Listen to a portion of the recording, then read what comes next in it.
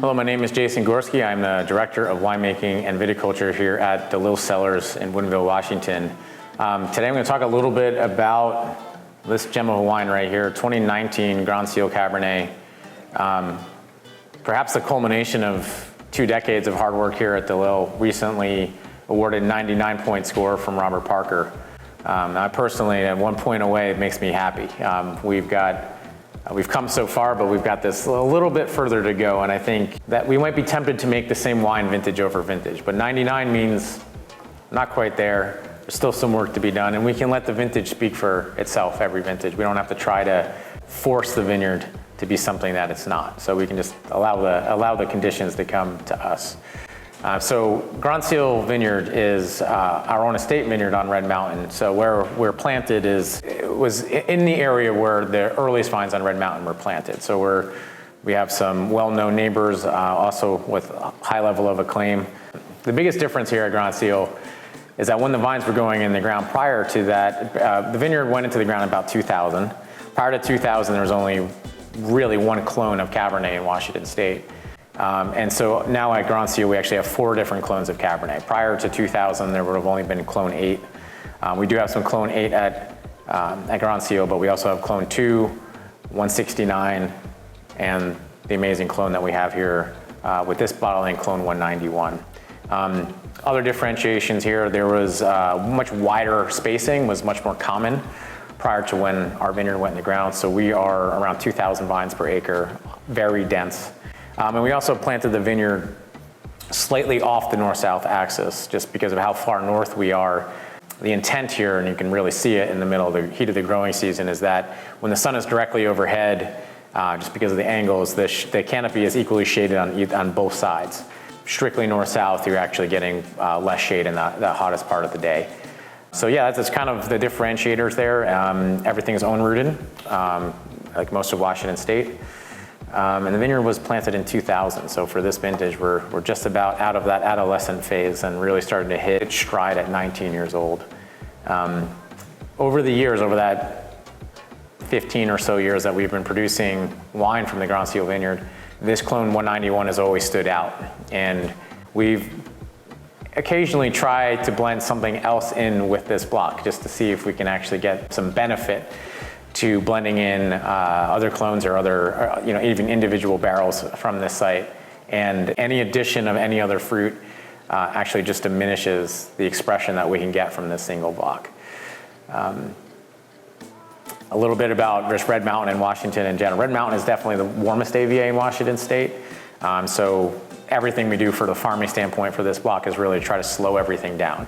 How far north we are in Washington, we get a lot less daylight, a lot less heat during those harvest months than, say, California does. So by the time we hit October, our high for the day comes very, very late in the day, and it's a little bit misleading. If we see that it's going to be 86 degrees, it doesn't happen until 4 o'clock at night, and then we can get a low of only 45 or 50 degrees in the evening. So even if we pick this fruit at 4 o'clock in the afternoon, it'll still show up in the winery freezing cold because the fruit really hasn't warmed up. Really, what makes Washington so distinct in that way is that we can get this additional hang time. So lower potential alcohol because sugars aren't increasing, better acidity retention because it's just not so hot to have the vine metabolize acid. But then we also get the benefit of the fruit being able to stay on the vine, slowly accumulate sugar, but also get hang time complexity. So everything about the vineyard is really hoping to accentuate that.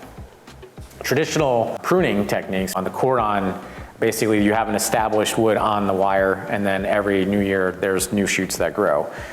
For this block, we actually do cane pruning or guillot training, where we would take all that established wood and prune it off every single vintage, lay down a fresh cane, and everything grows off of that. So what that really does is forces the vine to spend a lot more energy on growth early season and really slows down the fruit development. So we can get even deeper into the season at lower potential alcohol here for this wine, which just helps keep everything fresh, balanced, concentrated, all the things that you really want from a wine. Honestly, from a winemaking perspective, we really want the vineyard to express itself. In a lot of ways, this is the simplest wine for us to make in that we prioritize when we pick it, what fermenter it goes into, when we press it, and into what barrels. We actually use 100% new oak. And really what we're trying to do with the oak selection is to make sure so that we choose cooperage partners that really respect the fruit, but can also accentuate the flavors. So it's been a long time coming and fine tuning the cooperage program here. But we work with some of the individual stave selected programs with some of our cooperage partners. So traditionally the highest end barrel would come from very specific forest sites in France. But a lot of the barrels that go into this program are actually, every single stave that's in these barrels is actually analyzed. So we're talking about really tight grain, analyzed to make sure that we don't have anything astringent or that we don't want. And often aged, the stave itself aged for longer than a traditional barrel. So really respectful of fruit and just cloaking the fruit in this lovely oak character and elevating the wine. So over 20 years, we've learned a lot about this vineyard site and how to help the fruit best express itself. And then in the cellar, same thing. We're just constantly learning. About half of this wine is actually native fermented. So we're just using the vineyard species to kind of kick that ferment off, give us even more complexity for the wine. So put it all together. And this is what one point, just one little bit away from perfection looks and smells like.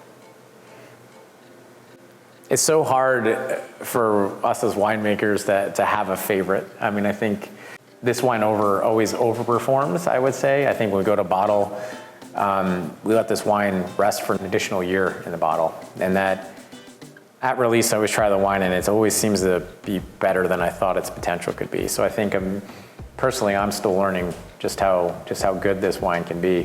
One thing I would say about this 2019, although it was a challenging vintage, and what stands out for me for the 2019s in general, especially this wine, really great aromatics. So I think it's just, that's the little extra. You got everything you're looking for in a wine with depth, complexity, concentration, focus from being from a single vineyard site, a single clone.